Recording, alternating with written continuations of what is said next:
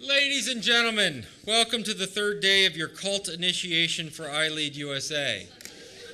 On your way out after the keynote, please take your white robes and prepare to have your head shaved. I understand somewhere in Pennsylvania that you guys, I think it was Pennsylvania, you're having a pajama party. I think that's delightful. I can't wait to hear how the beer cruise is going in Wisconsin. So, and for some reason here in Illinois, we've adopted the Muppets as a theme. So everything is interesting. So what I'd like to say is on our last day, we've heard lots of interesting things. We've looked at the idea that librarianship is shifting. We've looked at librarianship moving away from just the idea of these institutions that collect stuff along the crap continuum. Another great phrase that we will keep amongst ourselves. We have heard about the idea that when you move from this sort of institutional focus and this sort of automatic function and you begin to talk about community and selection and heart, whether it's in academic libraries, whether it's in public libraries, school libraries, special libraries, or no libraries at all, the individual becomes more and more important. And so as we've seen, we've talked about the idea of, what colors are we and where do we fit on a Myers-Briggs scale and self-discovery, because the librarians become the key to the success of our communities. It is no longer our building. It is no longer simply having all the stuff. It is our ability to understand ourselves and in doing so, serve our communities and be there as assets.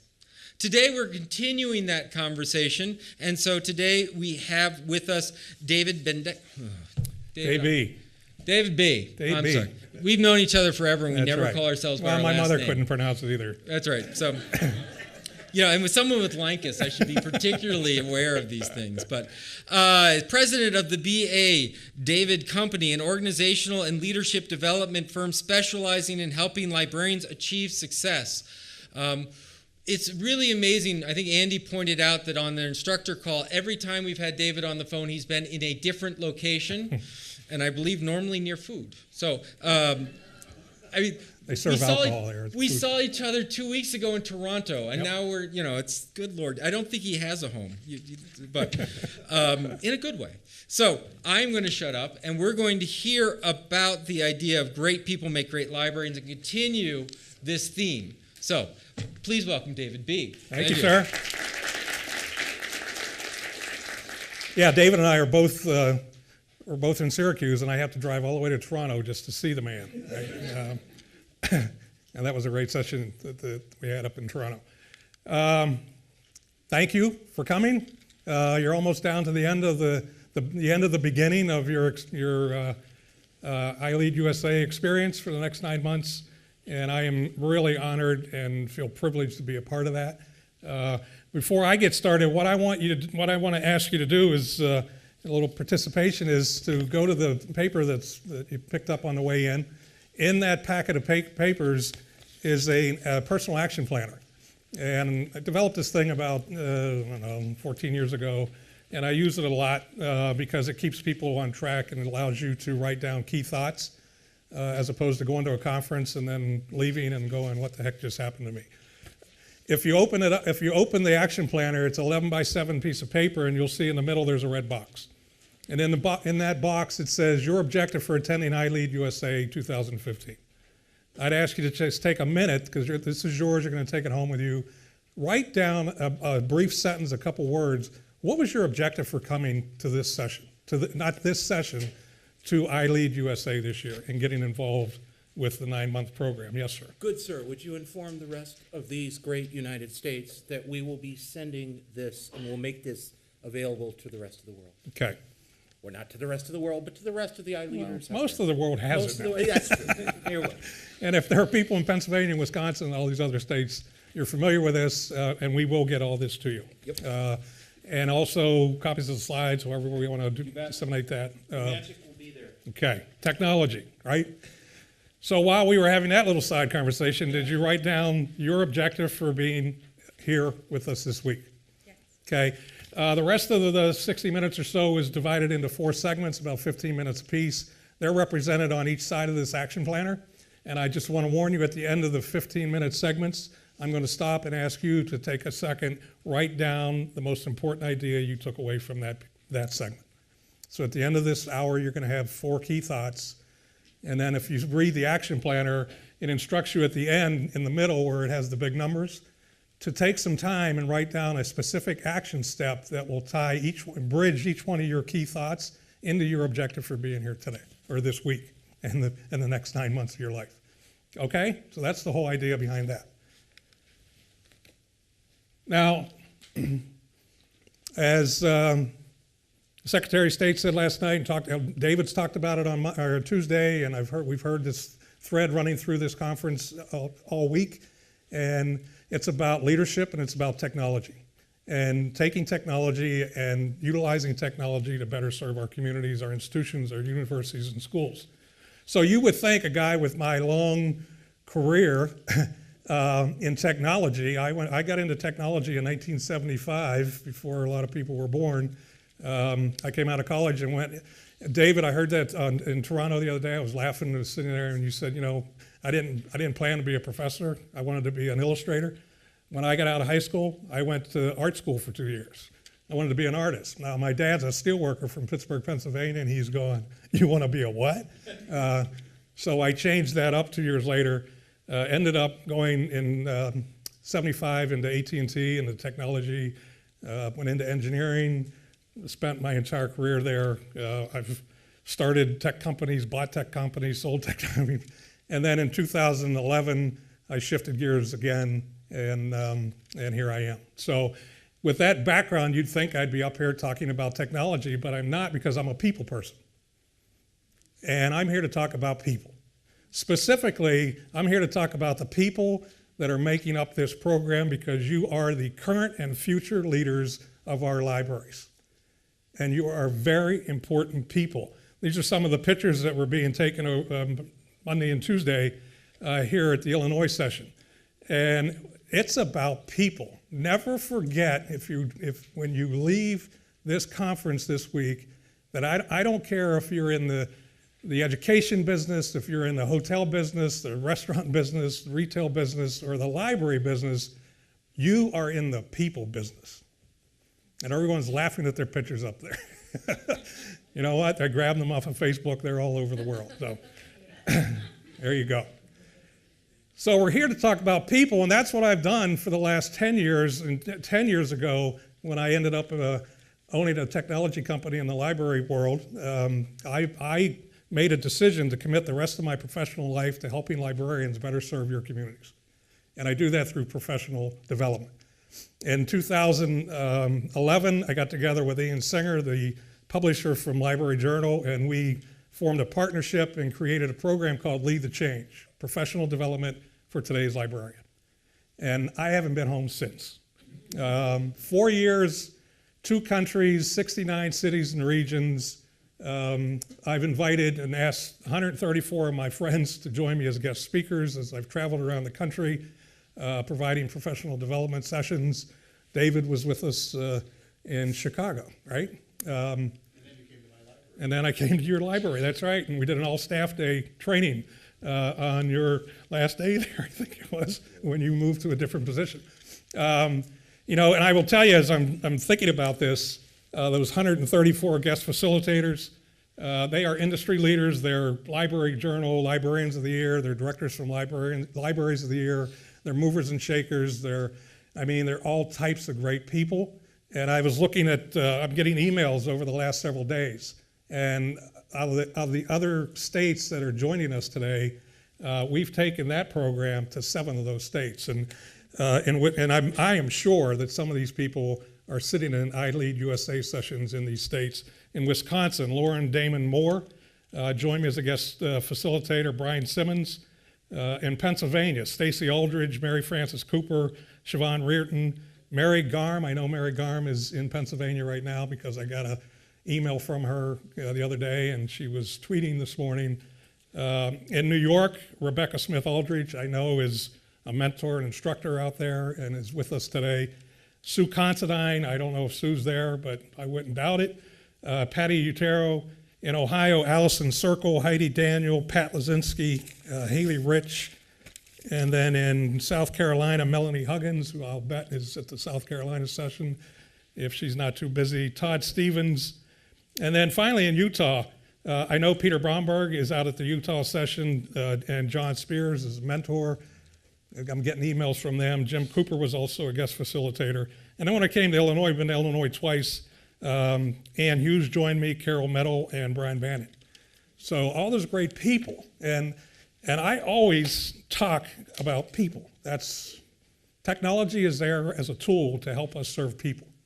And that's what this is all about. So in the middle of that tour, 2 years into it, on September 1st in 2013, I'm sitting at my computer and David Lankus sends out a tweet.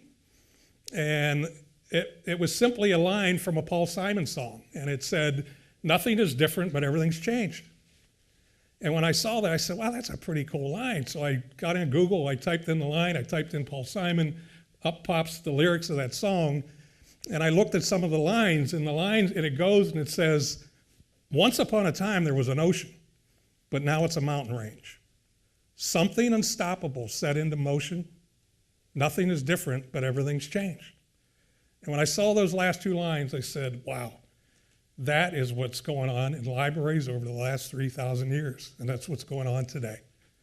Because if you look at our libraries over the last 3,000 years, something unstoppable was set into motion, and nothing is different today.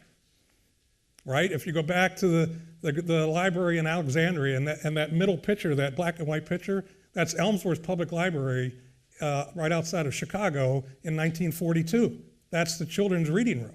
And you can see them all sitting there reading quietly. The picture on the bottom was my hometown library outside of Pittsburgh, Pennsylvania, where I hung out in the 50s and 60s. You can see it was an old converted home, but thousands and thousands of children and adults went through that library. I took a screenshot of David's slide the other day because this is what is not different. This is what is the same. And that is the purpose of librarians is to improve society. And I love David's version of this where he comes out in his book. And when I read it, the first part is why you do what you do. The second part is how you do that. And when he talks about you do that by providing access, training, knowledge, motivation, and that environment. When I heard him talk about the environment, it reminded me of what I've always believed personally is the purpose of a librarian. And now that I've read David's books, got one up here, I'm thinking, my thought on that might be the how. If the purpose of a librarian is to improve society, then my thought that I've always had may be the how you do that. And that is, you're creating an environment where people can improve or change their lives. That's what I've always seen in libraries.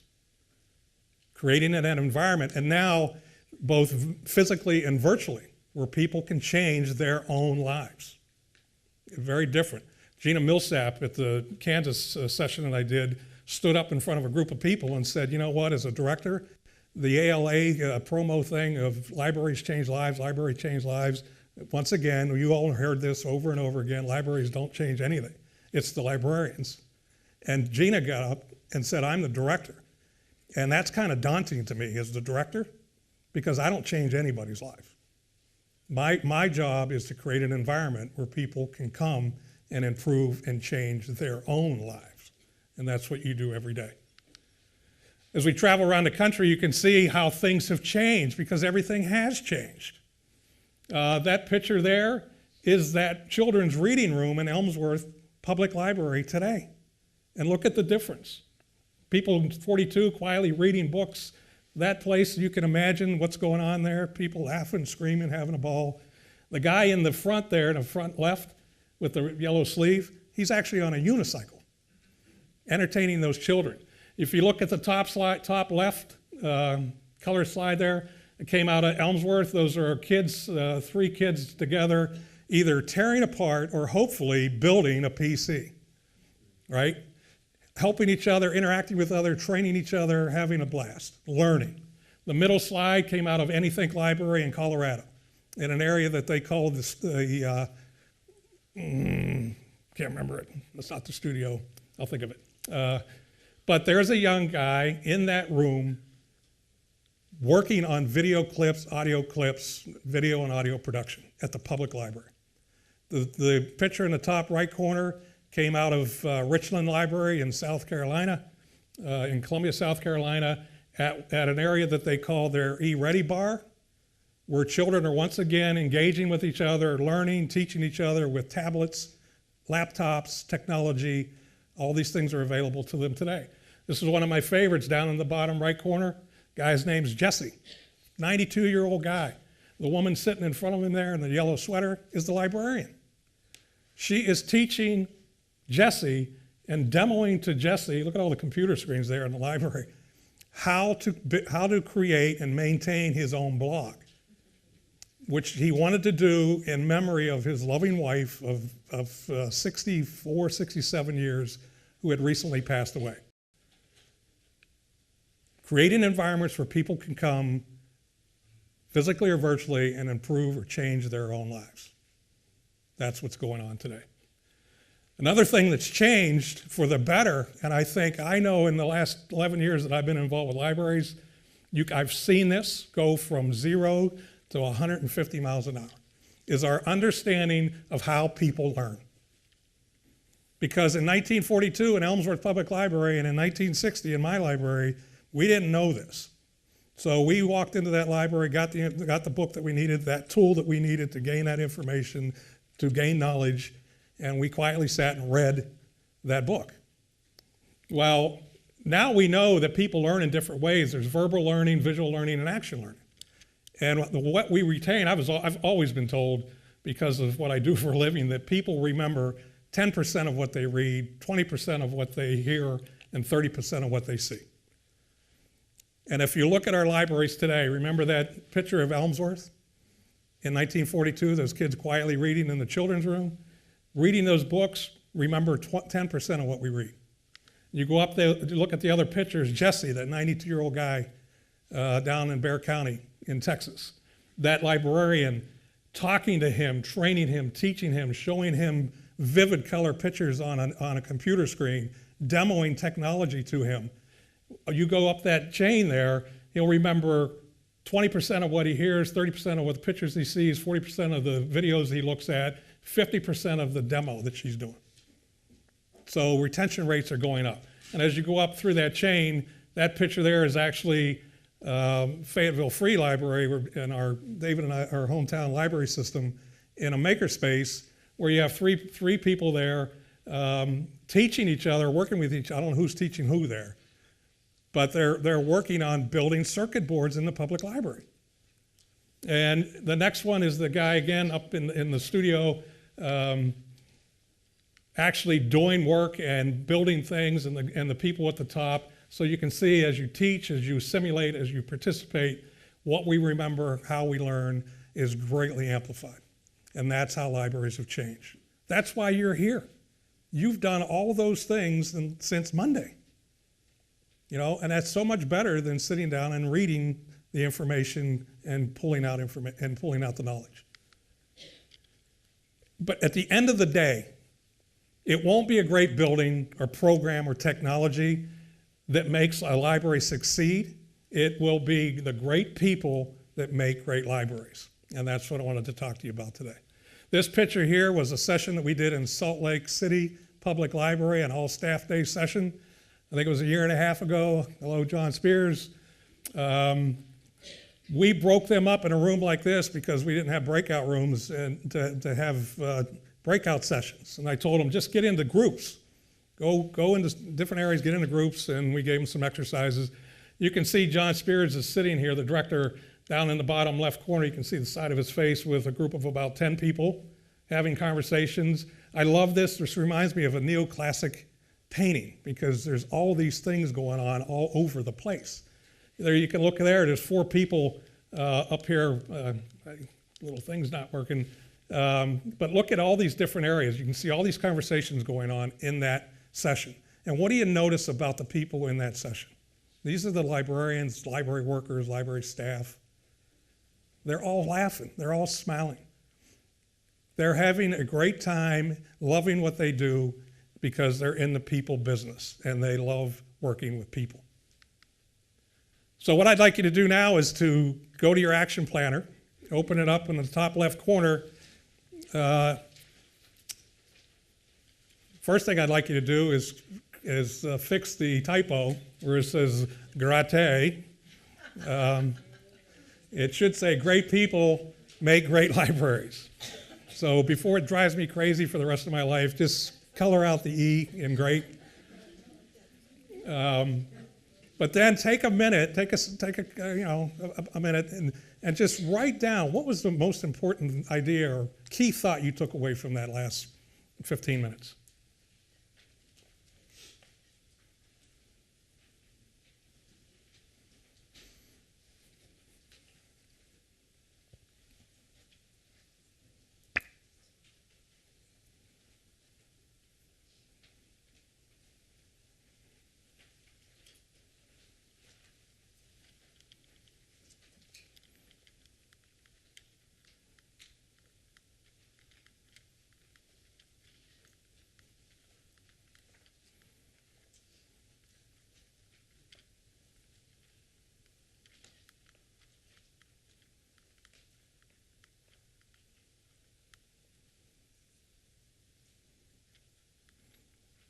Okay, you got it? Who wants to share? What was the key thought you took away from that segment? Yes? This is not just a theory, like a cute little slogan. This is not just a theory. When you showed the photo of the old man learning how to do logging in remembrance of his wife, I got super emotional, and it really hit home. Okay. Thank you for sharing that. Who else? Key thought you took away from that segment? Sure. Great people make great libraries, so I immediately thought of my tremendously wonderful staff in my library, and it's contagious. Yep. You have great staff, you bring in someone new, they're going to learn the ropes and learn to be wonderful too, because Right. that's the culture. Awesome. Anyone else back there? Yes. People remember 100% of what they do. Exactly. I mean, we've learned that. It's like, my entire life on Christmas mornings, I never read the instructions.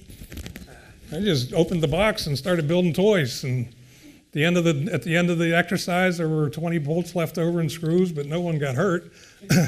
And I learned, read the instructions next time. Okay, so thank you for sharing that. So what I want to do for the next 45 minutes or so, or 40 minutes, is to talk to you about if great people make great libraries, how do we do that?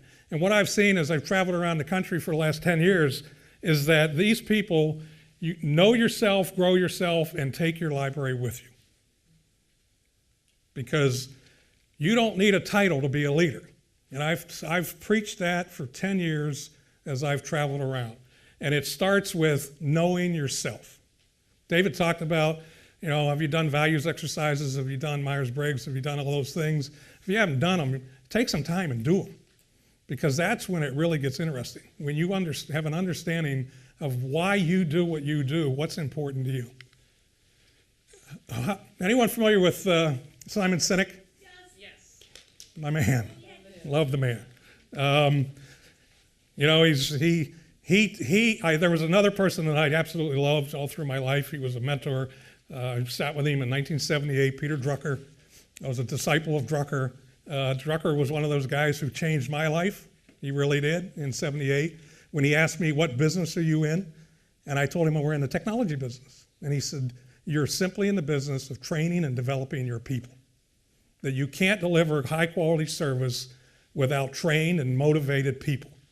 And that's the business that you're in. And that really set me on a course over my entire career of making sure that we provided professional development in every organization I ever belonged to. Simon Sinek came along and said, you know what? And I teased him about this. I said, you took Drucker's first question from the 5 most important questions you ever asked of any organization, which were the 5 questions that Drucker would ask you if he were here today. His first question would have been, what is your purpose? And if you were ever with him, 2 seconds after he said, what is your library's purpose? He'd ask you, why do you do what you do? And Simon took that I don't know that he took it from Peter, but he came up with this idea of starting with why, wrote a book, did a TED conference, one of the most highly watched TED conferences in the history of TED conferences, and is really developing an incredible following. I was lucky enough to spend some time with him at PLA in Indianapolis in March of last year. And when I was with him, I had a stack of these.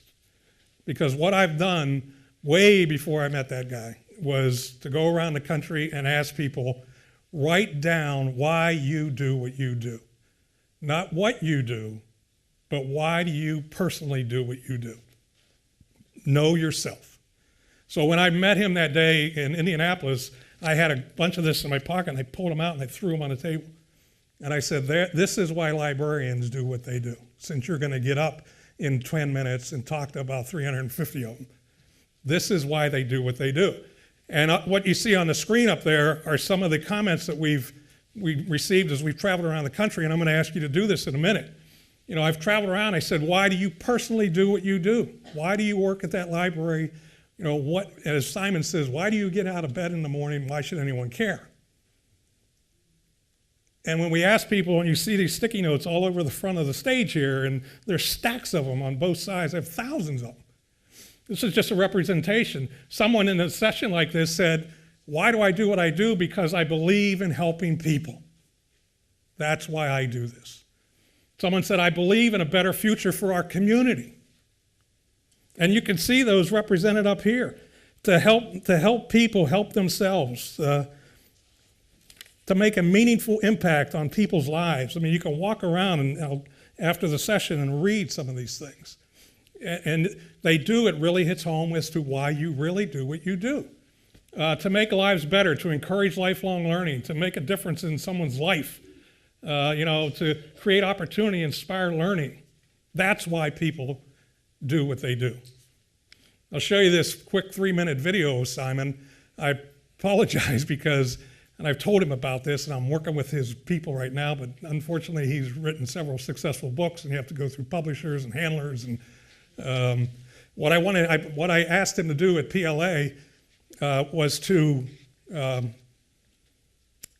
let me come down to his office and let me do a video of him talking about this subject, but talk about libraries as opposed to for-profit organizations, which is what he's doing here.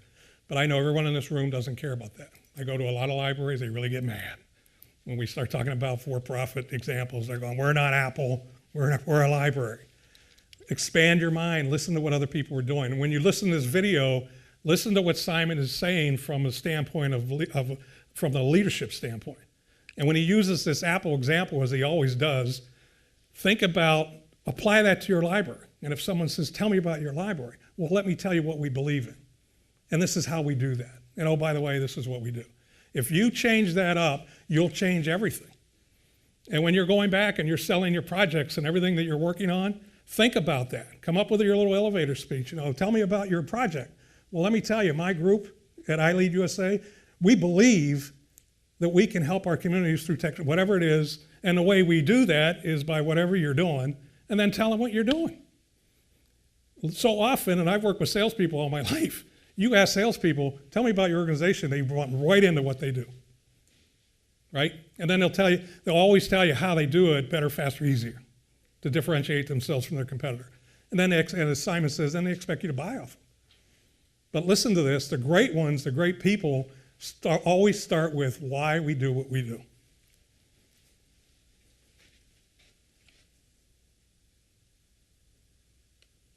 Fora TV, the world is thinking. All those great leaders and all those great organizations, everything from Martin Luther King to Apple Computers, it doesn't matter. Big companies, small companies in every single industry. All those that command great loyalty, people. Loyalty is a feeling. Loyalty is a feeling, a human feeling. All those that command loyalty from employees and from customers and from investors. Every single one of them, regardless of their industry, thinks, acts, and communicates the exact same way, and it's the complete opposite to everybody else. All I did was write it down. And it's probably the world's simplest idea. I call it the golden circle. It's a bullseye. In the middle is the word why. The center ring is the word how. And the outside ring is the word what. It's this little idea that distinguishes those that survive those 3 years, and more importantly, it's this little idea that is able to inspire people to join you in your pursuit. Every single organization on the planet knows what they do. You know the products you sell and the services you offer. Some organizations know how they do what they do. These are the things that we think make us special or better or stand out from our competition. But not very many organizations can clearly state why they do what they do. And by why, I don't mean to make a profit, that's a result. By why, I don't mean to have an exit strategy. By why, I mean what's your purpose, what's your cause, what's your belief? Why does your organization exist? Why did you get out of bed this morning? And why should anyone care? As a result, the way we think, the way we act, the way we communicate is from the outside in. We tell people what we do, we tell them how we do it, and we expect some sort of behavior, a purchase, support, a vote, working hard.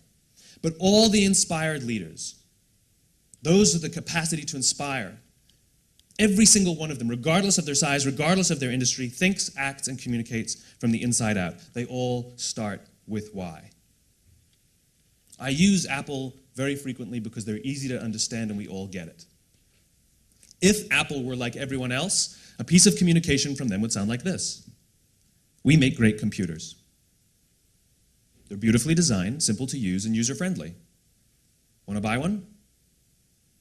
That's normal. Here's our new technology company.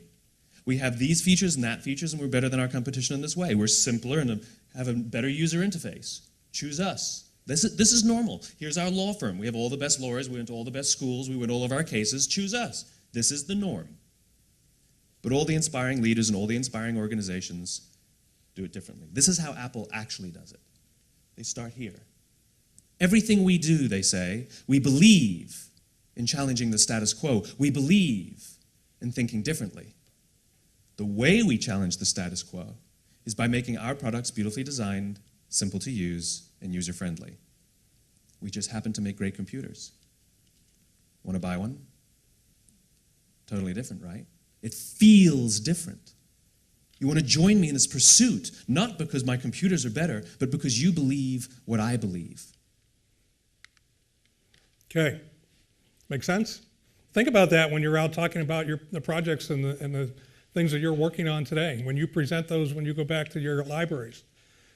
Talk about what you believe in and what you're going to do, how you're going to do it. All those things, when you present it that way, it changes everything. What I'd like you to do now is take a minute and grab a sticky note. They're all over the place out there. I hope everyone has one. If not, there's some up here. And take a minute and write down, do me a favor, print them so we can read them and pretend this is Twitter. 140 characters, no, not a book, just a simple phrase. You can see a lot of them up here. Why do you do what you do personally?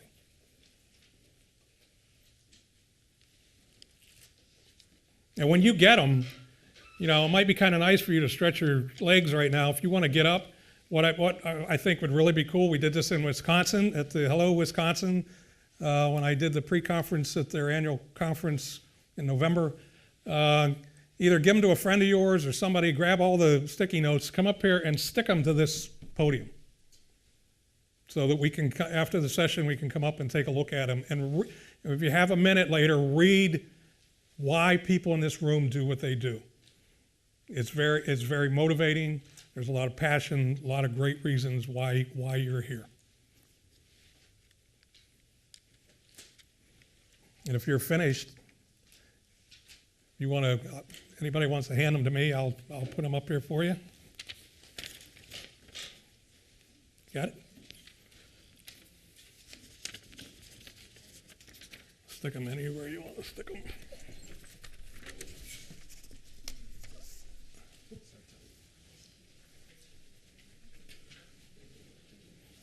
Got them?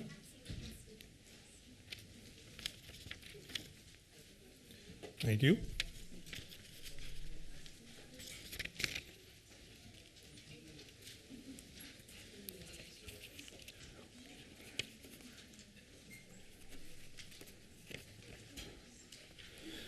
I'm reading some of these. Someone said, why I do what I do is to help kids learn and play and be themselves. Someone else said, to see the aha moments in children's eyes. That's why I do what I do. I forgot to write legibly. Could you read this? What's it in here? Here, you can read it.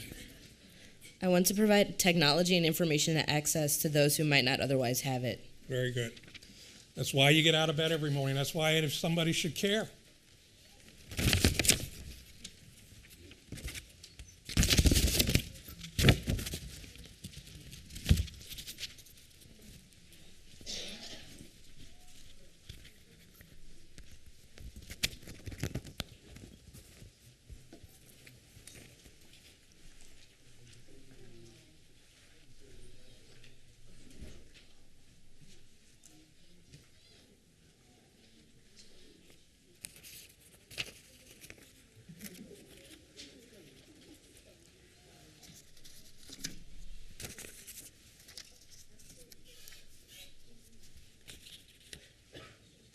Someone up here said, why I do what I do, to build great people who in turn will build great communities.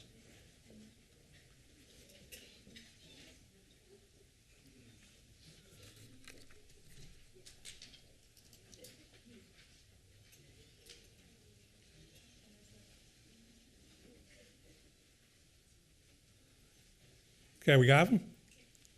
Everyone up here?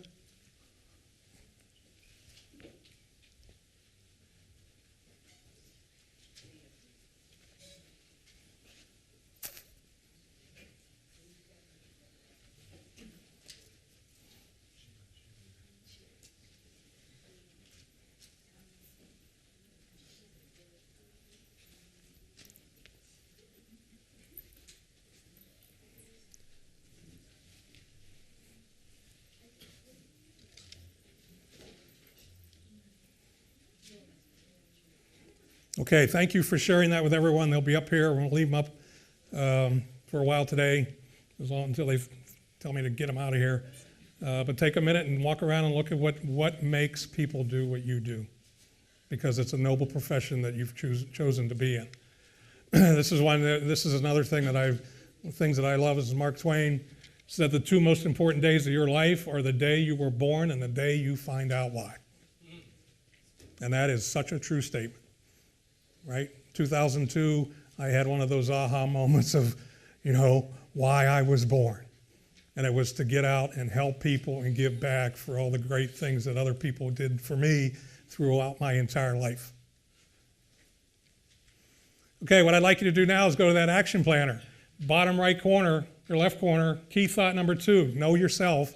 What was the key thought you took away from that segment?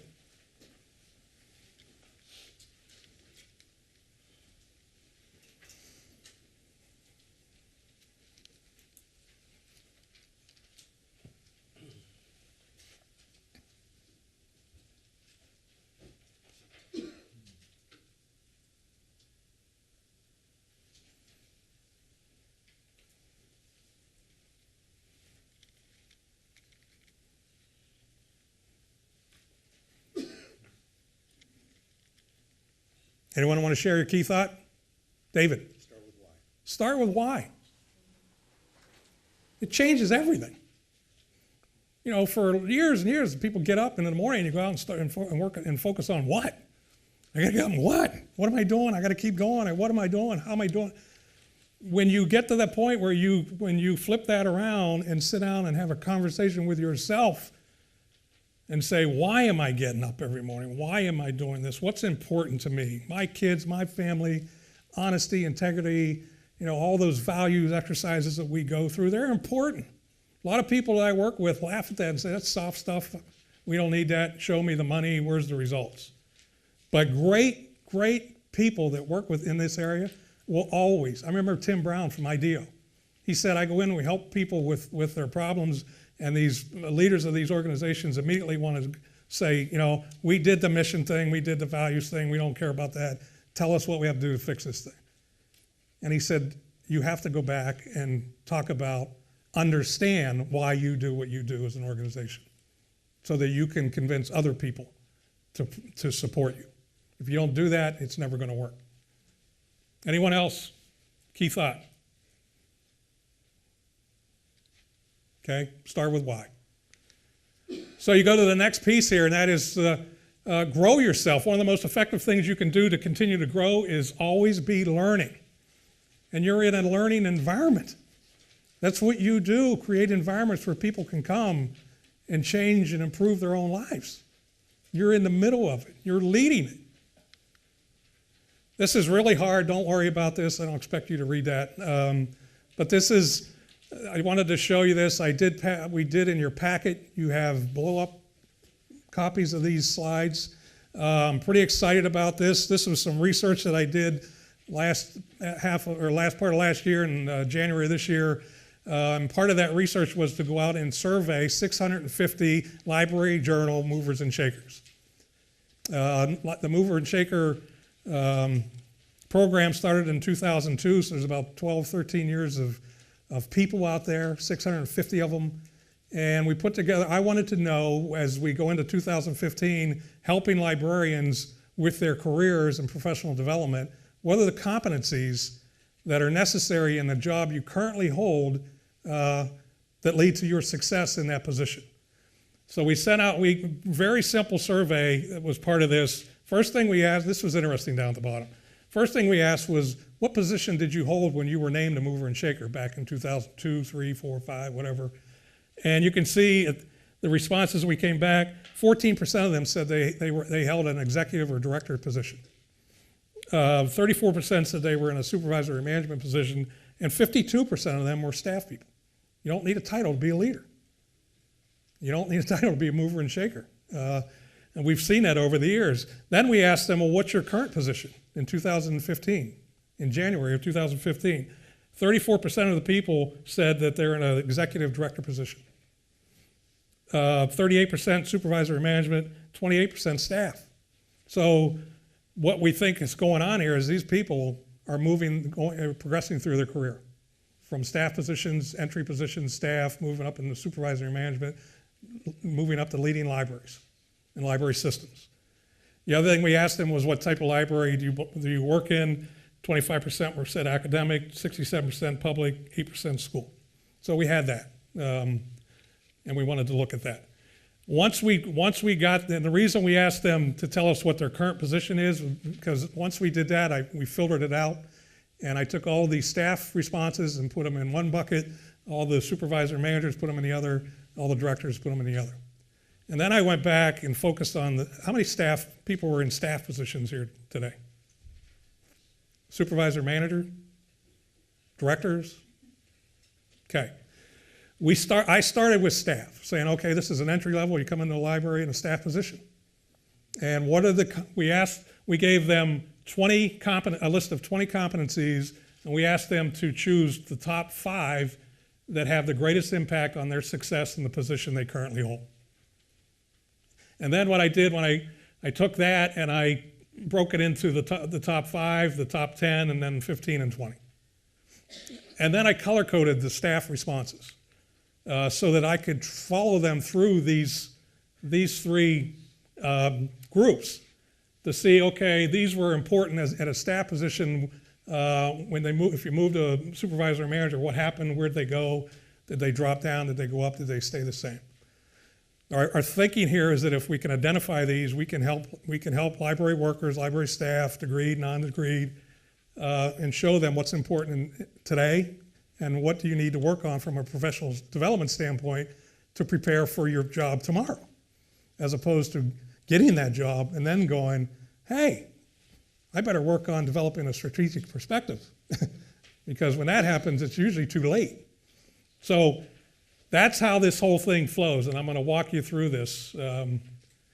Again, this is the staff responses, and you can see the order of importance. The first one up there, as you can see, number 1 was taking initiative. That was the number 1 response we received from staff. Just some other things I want to tell you, so when you take these back to your libraries, the numbers behind each one of these competencies, 1, 13, and 12, that's where they appear in ranking as you go through. Staff was number 1. When you get the supervisor or manager, that competency dropped to number 13. And when you get to the directors, it moved up a bit to number 12. Okay? The second most important thing at a staff level was, they said, was building relationships. And look at the numbers behind that. It was number 2, supervisor manager, number 2, director, number 2. That is something that will be important to you for the rest of your career. You are in the people business. If you're good at it now, you'll get better at it as you go through your career. Innovation was number 3. And you can see over on the other side, I mean, 5 out of every 10 people said that taking initiative was important to their success. 4.3 out of 10, every 10 said building relationships. 4.3 out of 10 said innovation. The next one was collaboration and teamwork. 4 out of 10 said it was important. And you can see the numbers again, 4, 4, 8. And then rounding out the top 5 is communication. Communicating with other people. And you can see the numbers. Communication moved to number 1 for the supervisors and managers. And you can figure it out why. I mean, when you're in a staff position, you're responsible for what your processes, your tasks. When you move to a supervisor manager position, you're responsible for other people making those things happen. So very important that you communicate. And then you get down to 6 for staff was technical and professional expertise. 7 was solving problems and analyzing issues. 8 was demonstrated knowledge of library materials and resources. 9 was leading change, championing change. And you can look at that one. Championing change, it was number 9 for staff, went up to number 6 for supervisors, managers, went up to the top 4 for directors. And then community engagement. Number 10 made the top 10. And this is what we really are focused on, community engagement. Number 10 for staff, went up to number 5 for managers and supervisors, and kind of leveled out there for directors at number 6. And then you can go, you have the papers in front of you, you can go through this 11 through 20. The interesting thing that I'll show you here in a minute, you can see having a strategic perspective was number 16 down here, and I'll show you what happens to that as you go through a career. This is, and you have these in your packets here in Illinois, and we'll get them to people in the other states. There's a handout for supervisors and managers, and you can see communication move to the top, building relationships stayed the same. Community engagement up there in the top 5. And then directors. We mentioned having a strategic perspective, went from number 16 at a staff level all the way to number 1 for directors. 6.4 was 7 out of every 10 directors said that's the most important thing that we focus on. This is a really busy slide. Pay attention to the color. Because it's fun when you look at all 3 side by side and look at each competency, and I'll take a look at those first 10.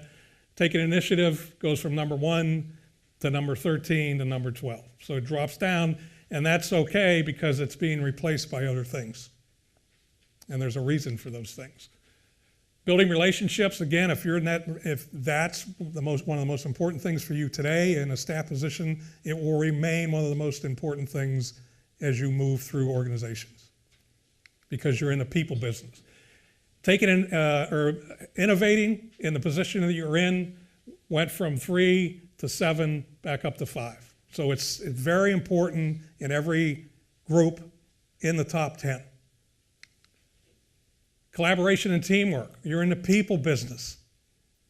Went from number 4, remained at number 4 as supervisor and manager, dropped down to number 8 in the directors, but once again, still in that top 10 because other things took its place. Communication. Look what happens to communication. In the top 5 most important for staff, it moves up to number 1, supervisor and manager. It dropped down to number 9 for directors because other things are moving up.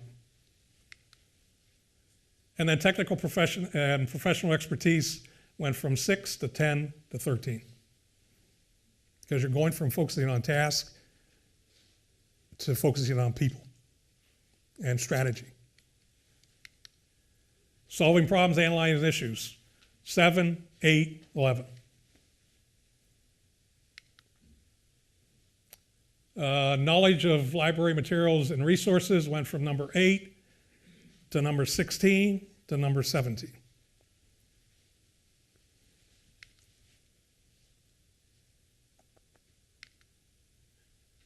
Leading change went from number 9 to number 6 to number 4.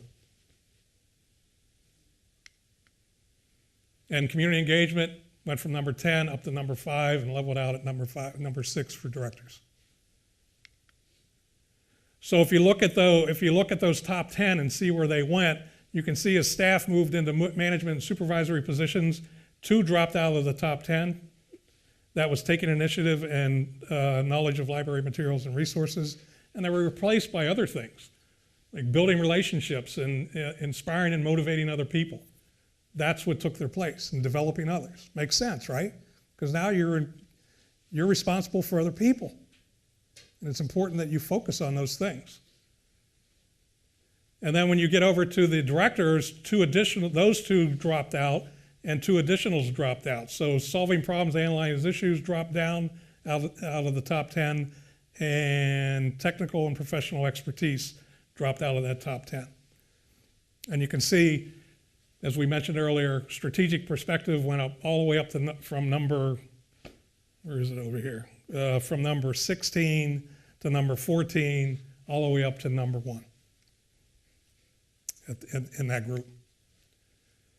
So there's a couple things that we learned from this thing. One is there are certain competencies that you will need all through your career, and you should focus on developing those competencies to the best of your ability.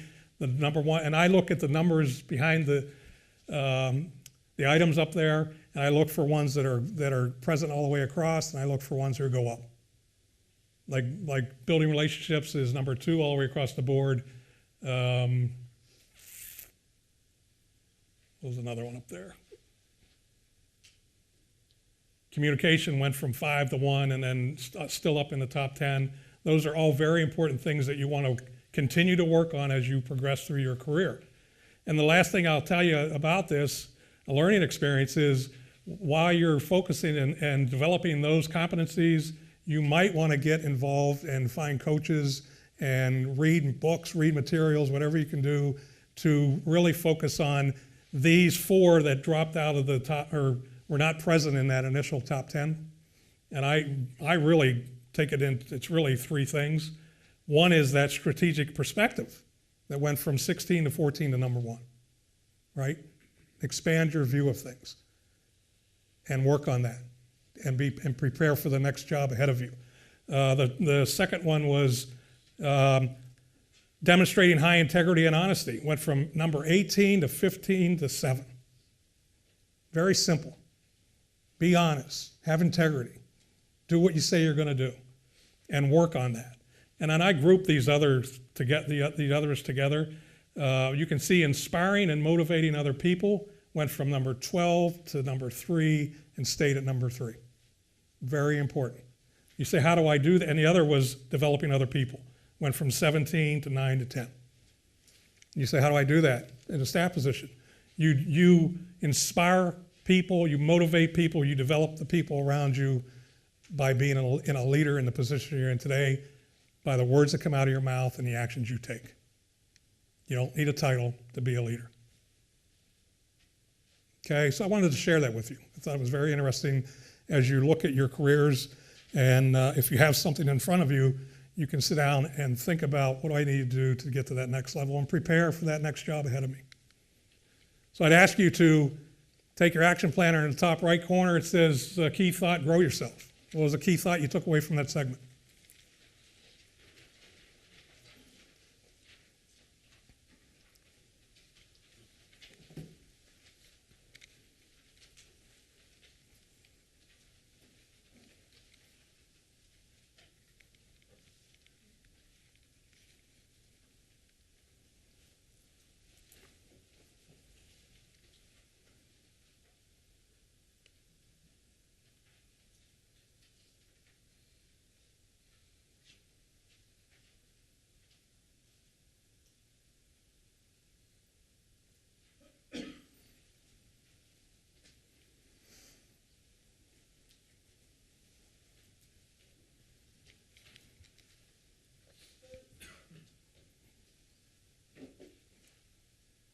Okay. Take you to the next step, and we'll wrap this up. The next part of this is, first one was know yourself, second is grow yourself. Third one is take your library with you. And as I said earlier, you don't need a title to be a leader. And just because you're the director doesn't mean you're a leader. It just means you're the director. And directors need help. And the good ones will absolutely tell you that, and they will find leaders within their organizations to make that happen. Guy named Mark Sanborn. I'm going to show you a video clip. I don't know if you ever heard of Mark. You can see who he is here.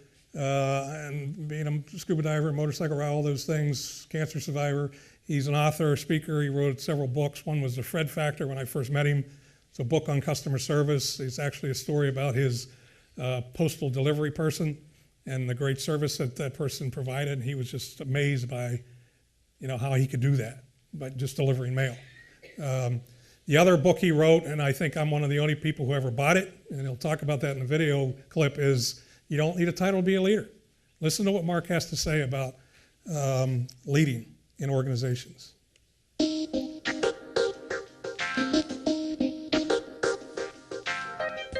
If you've lived very long and you've worked very many places, you've probably worked for a leader who really couldn't lead. They had the title or the position, but not the skill set. And I think most people today in the world know that just because you have a title doesn't make you a leader. But you know what I think most people don't know? To me, the important point isn't that having a title doesn't make you a leader. It's that not having a title should never keep you from leading. That everybody at every level has an opportunity to lead. This conference is about servant leadership. It's about being a world changer. I got news for you. Everybody's a world changer. The only question is, what kind of change are they making? Let's get rid of this myth that you can be neutral, that you can move through life some kind of phantom vapor, not affecting others around you. Everybody makes a difference. At the end of the day, the question is, what kind of difference did you make? Did you build people up? Did you diminish them? Did you move the ball down the field? Did you take a loss? Did you enrich the experience for the customer? Or did you lessen it? Because here's the first job of leadership. The first job of leadership is to prove significance to others. That's what leaders do. Leaders take the man or woman who doesn't think they're a leader and says, you can lead, you are a leader, you just need to know two things.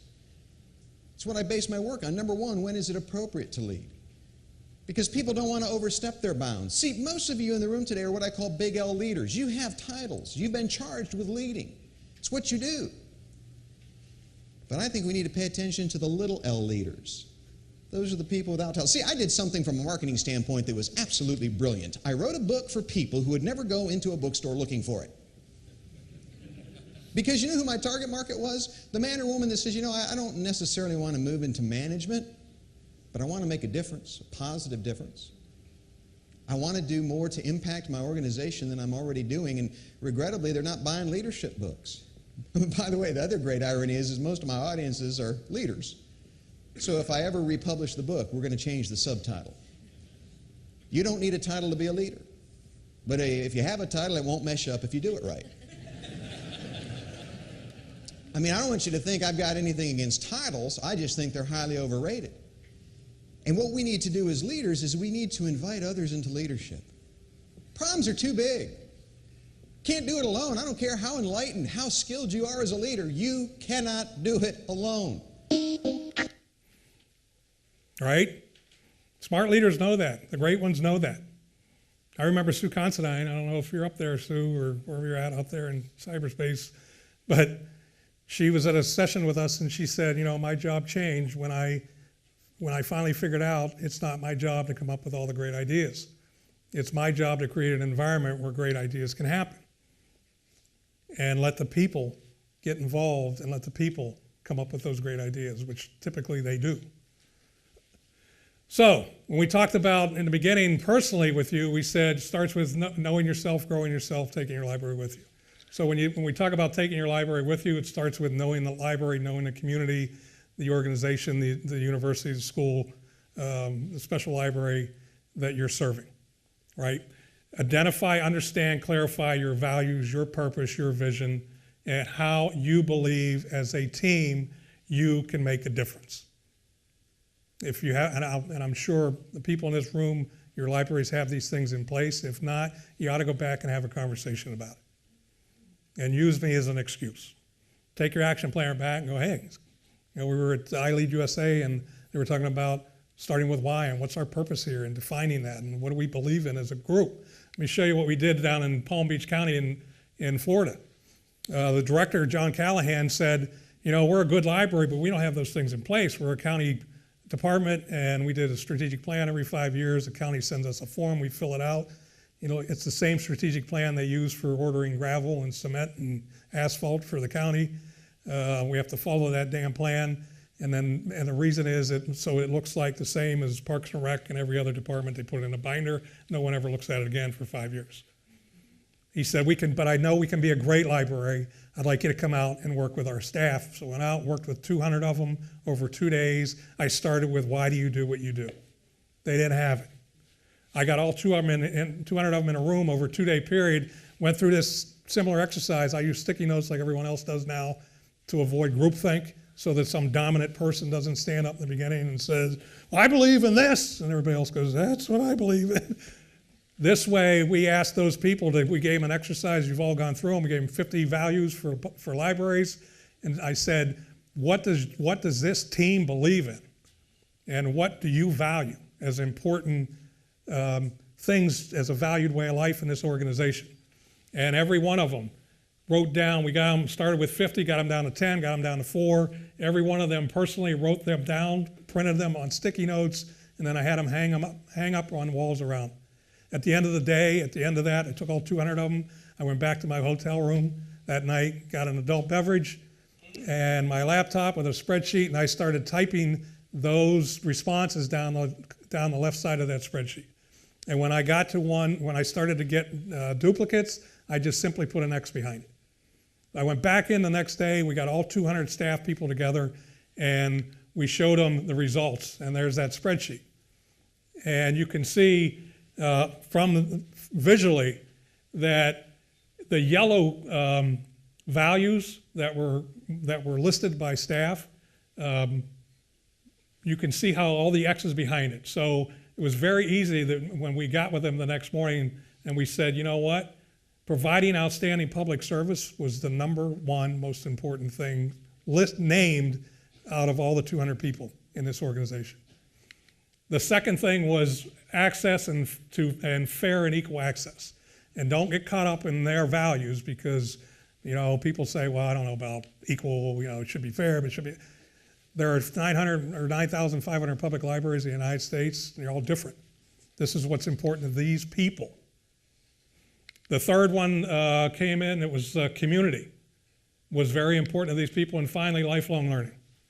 And we had conversations, and the people that were in that room that day, there were people, as you can see, 3 people said freedom was very important to them as a value, helping people. And these were we asked them to define the values of that organization, that group of people as a team. So conversations went on that day, and some of them were pretty interested, pretty intense, especially in the area of customer service.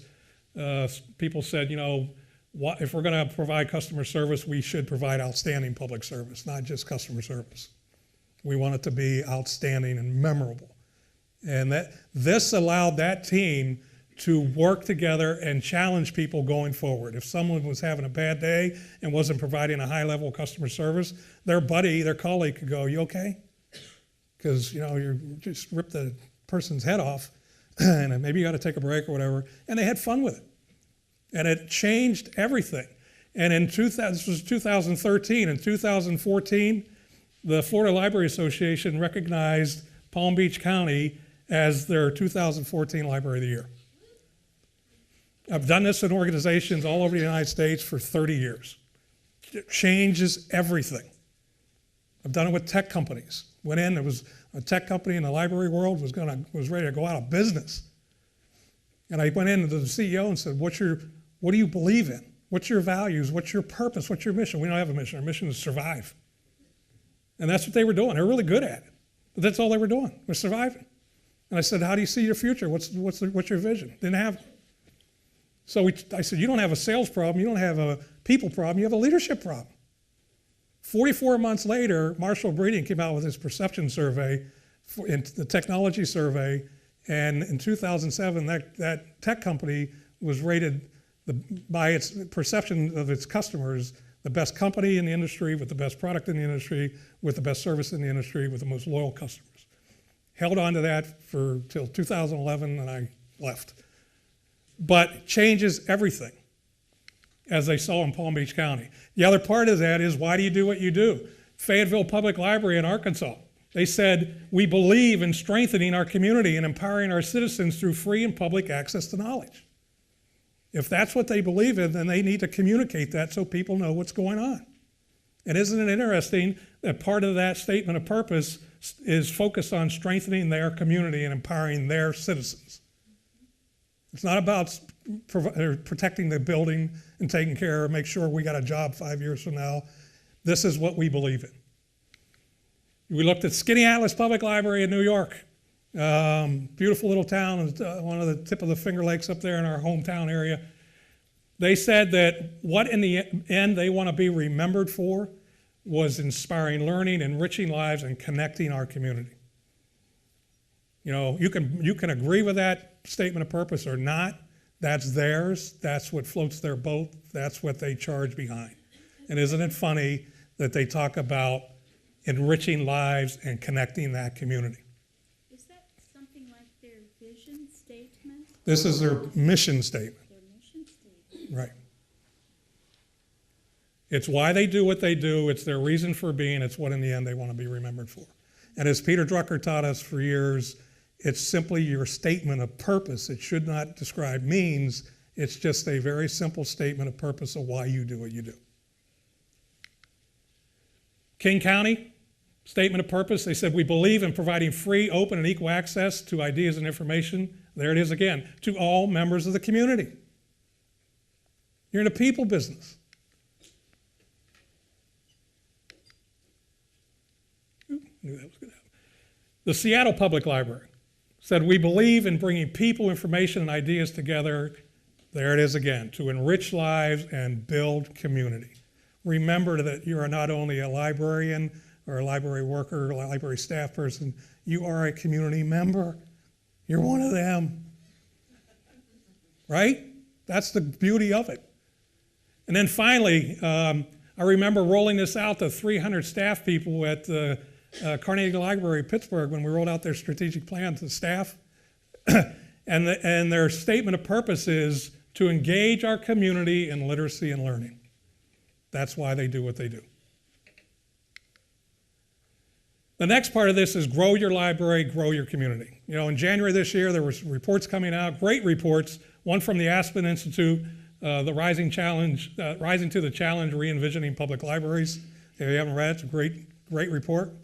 And the other came out of OCLC and Education, Learning, and Libraries at a tipping point. Things are changing, and we have to grow our libraries. You know, and when you get into that environment, think about the forces of change. And these changes, these markets tip when three factors come into alignment, and I'll bet you've already seen this somewhere during this session, if not this year, last year, whenever. But this is what happens. When consumer behavior, effective technology, and economic incentives come together and intersect, that's when things change. And when it comes to consumer behavior, the do-it-myself, at my pace, on my device approach to service has already supplanted many traditional face-to-face services, and we need to grow our libraries and lead change in that area. I put in your packet a blank, we call it the spectrum slide, and I would encourage you to take it back, make copies of it, sit down with your colleagues, and go through it, and would generate conversations about growing your library. Each line represents a spectrum, and the idea is to put an X on the box that shows your library position, depending on your particular community or your institution and your particular situation.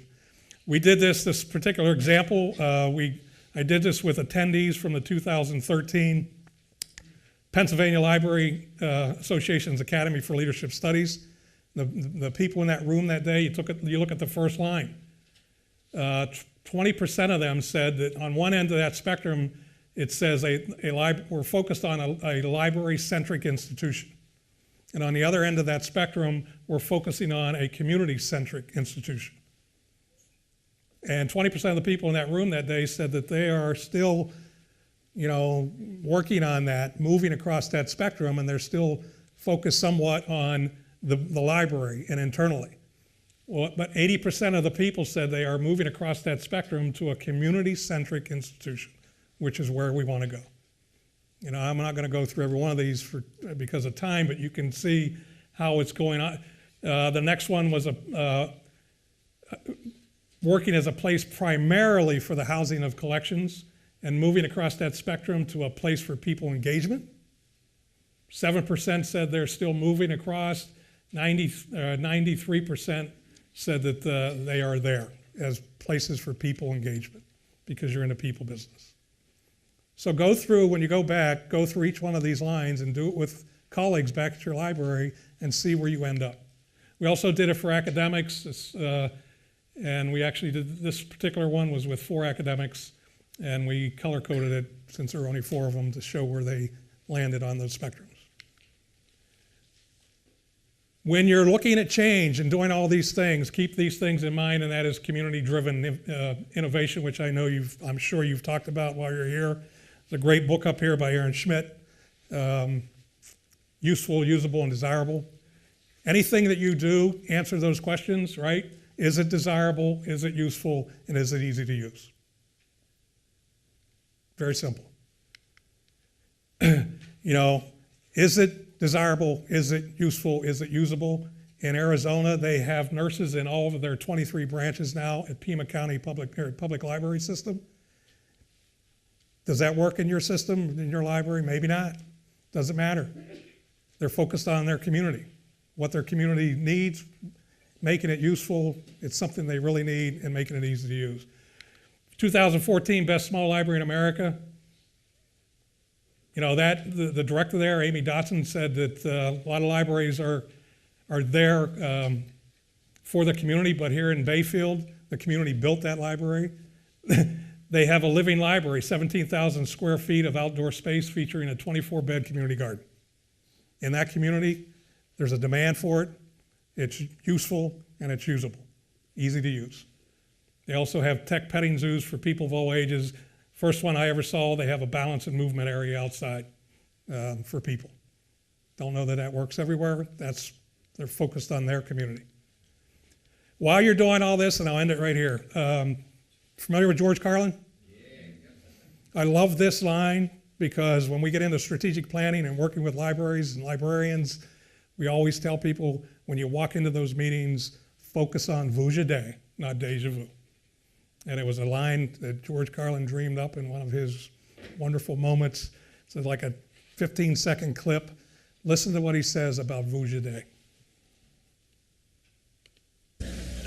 It's weird.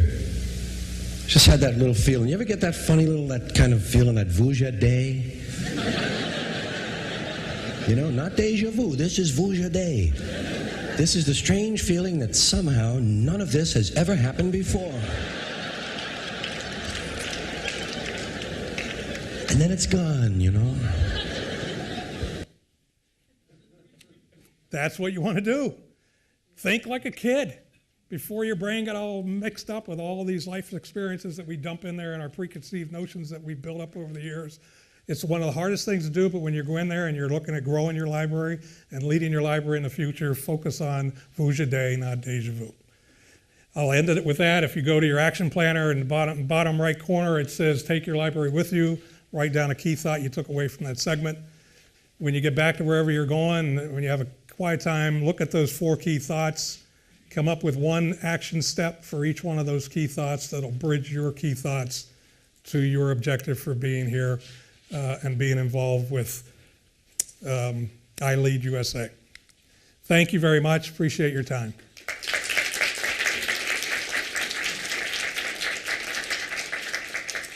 Thank you. So you're going to be around for a bit, are you not? I am. All right. So we have to do a little business. but then we'll have a break and a chance to peruse and talk and interrogate. So once again, thank you very much, David. Thank you. I think it's excellent, particularly this presentation, because here we are on, as you said, the end of the beginning.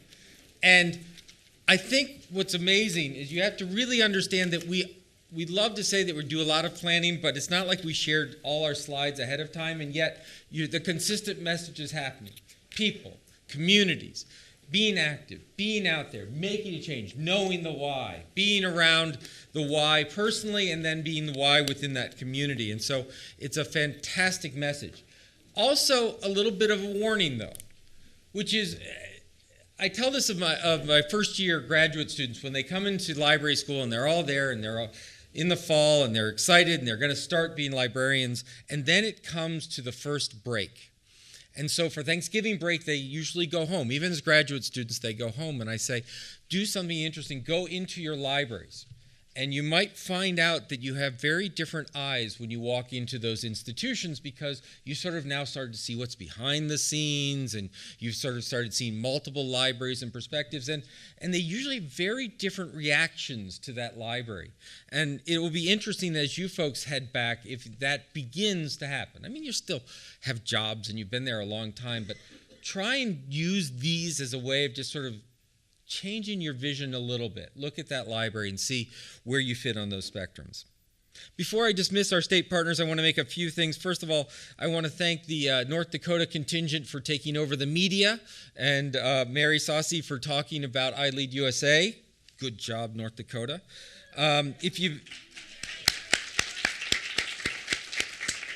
If you have been following on comments online with Twitter, we now have all agreed that black cherry is the best Kool-Aid to drink when you're in a cult. I want to send out my apologies to Maine, them being the trendsetters for the PJ party, pajama party, but apparently Ohio is going to jump in on that. Looking forward to this. That means that I think we should all bring pajamas next time. I'll buy some because we don't, never mind. Yeah, it's not going away either, is it? So I want to say thank you to our state partners. I want you folks to, you guys are going to go on your merry way. I want you all to stay in your seats for just a second because we're going to talk a little Illinois. So thank you very much, state partners. So, yes.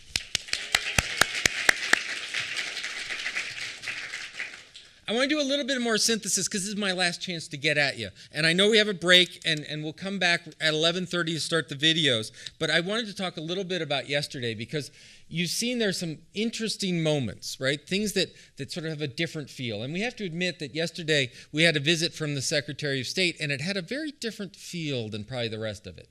One, there was much less cursing involved, and I think that's important. Come on, when we get yelled at for cursing and then we have George Carlin and you don't get a spot with him cussing, that's just unfair. Anyway. That's right. While that really was, oh, look, yes, we've got to talk to the secretary, we've got to make him feel important and all that, understand that that is also part of the lesson here, which is when we talk about our communities, we need to talk about stakeholders. And when we talk about stakeholders, we love to talk about the people who walk into our desks. We love to talk about the people who walk in our buildings. We talk about our makers. We talk about these different services. But we have to understand that those stakeholders include the people who are out there fighting for funding, for example, at the state level or the city level or the county level or these things.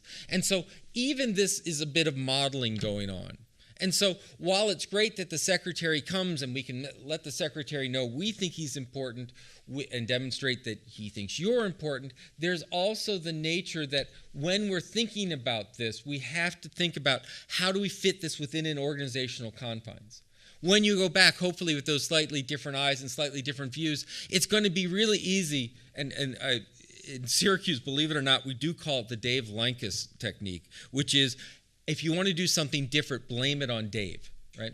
So Sue Kowalski is a fabulous librarian in New York, and she's a school librarian, and she comes back and goes, I've got to get student groups, and they've got to come into the library, and we've got to let them do the sorting. Dave said I had to, right? So really, anything you want to say, just blame it on me. It's fine. I came in, and I got to take Thursday off because, Dave said I had to, right?